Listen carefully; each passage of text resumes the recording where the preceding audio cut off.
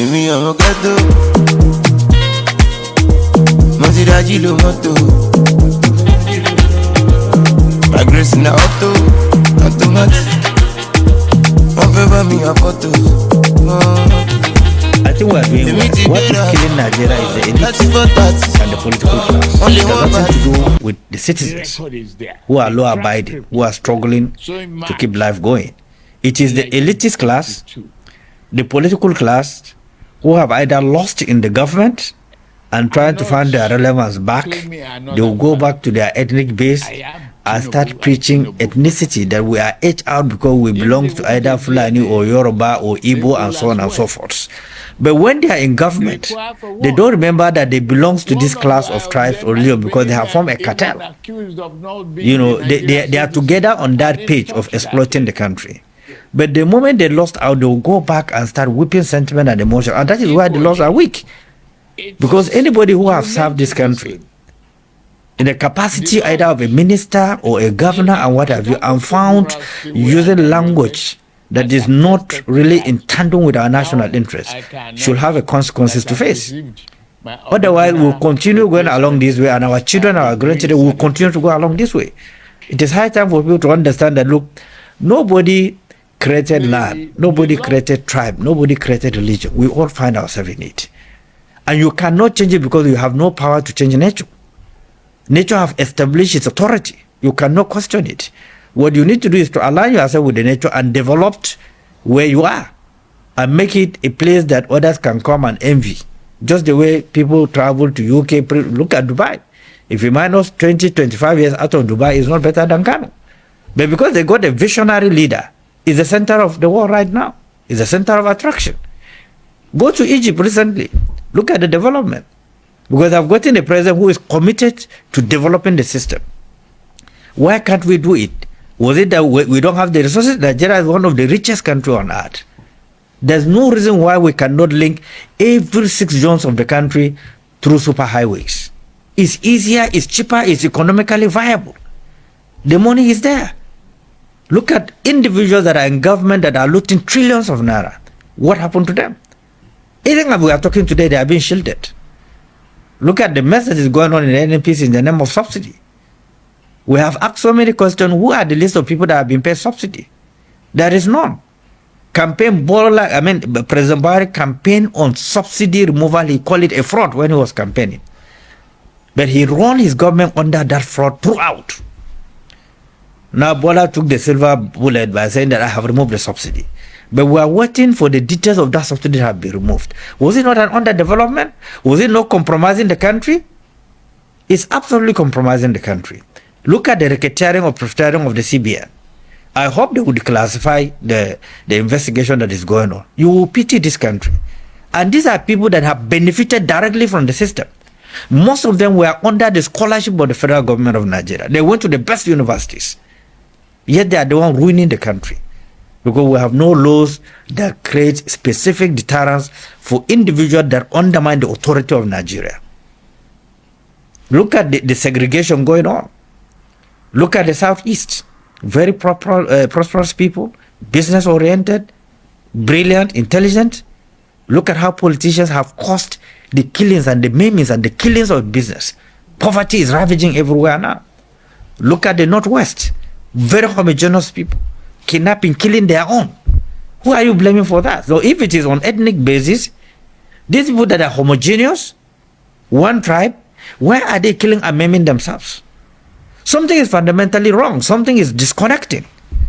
And because we have failed in our leadership, from our religious scholars to traditional rulers to all of us that are elite, we have compromised this country. And we cannot get it right unless those who are responsible are being punished. And you have leaders that have capacity to create deterrence in all the strata of the country.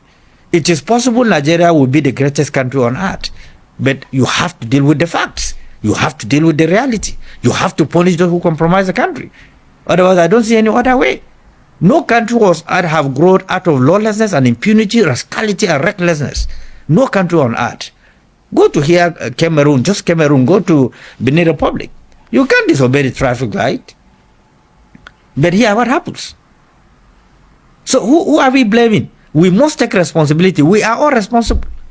All of us, including you people in the media, the politicians, we are all responsible. We underreport tragedy.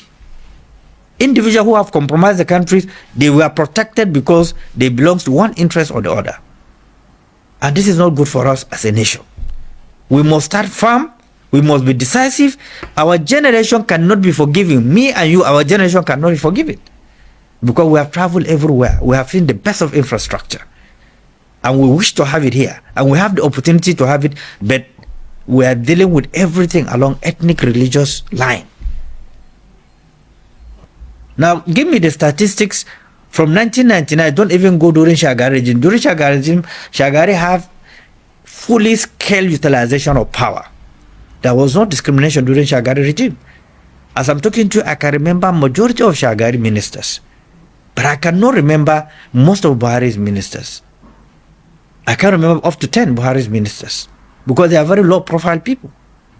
Now, if you minus military administration contribution to the development of Nigeria, physical infrastructure, and so on and so forth, and then you look at what the civilian government have done, it means that there are more embedded corruption.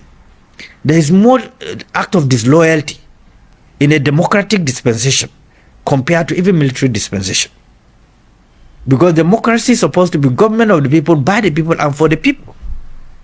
Now, if you go to a village, you will not see there is a government. But we had a military administration where there's a network of connectivity to the community level about government policies and programs. Do you have it today under military, under democratic administration? The answer is no.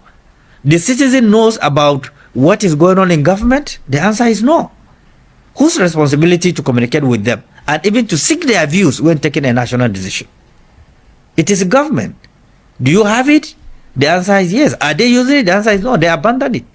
The National Orientation Agency is the same MAMSA before that have ravaged every sector of this country. What are they doing today? So, in as much as we want to shift blame, we must take also responsibility. Because if a foundation has been laid, it's your responsibility to move that foundation forward to enviable height. It's not for you to keep on killing that foundation and shifting blame on people who have contributed immensely to the foundation and development of the country. So politicians must take note that they are part of the retrogressive level that this country is going through today. Go and take the budget provisions and the implementations from the ministries, agencies, and parastatals. Go through it. You are a journalist. Go and find out the implementation of the budget, whether it's been implemented or not, at where and what are the areas that have been budgeted and been implemented. You will weep. And who do you blame? Do you blame the founding fathers? Do you blame military regime that have done their bit and quit? Or who do you blame? We have a democratically elected government right now. They inherited insecurity.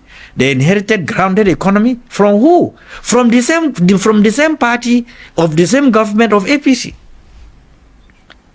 And it's the reason why there was nothing to showcase in 100 days in office. It was a grounded system that was inherited. Completely grounded. He's struggling to be on his feet up to now that I'm talking to you. They can't do anything. So, who do you blame? You blame former military Babangida, or you blame Obasanjo, or who blame? We take responsibility. Our ability to move the country forward is extremely very low, but our ability to steal is extremely very high. And without caring what happened, look at Abuja today. It's the center of kidnapping. Everywhere. Under which government? Under a civilian, democratically elected government. They inherited this insecurity. They inherited weaponization of poverty. And yet, nothing tangible is being done about it. It's clear. He got 8.something million votes.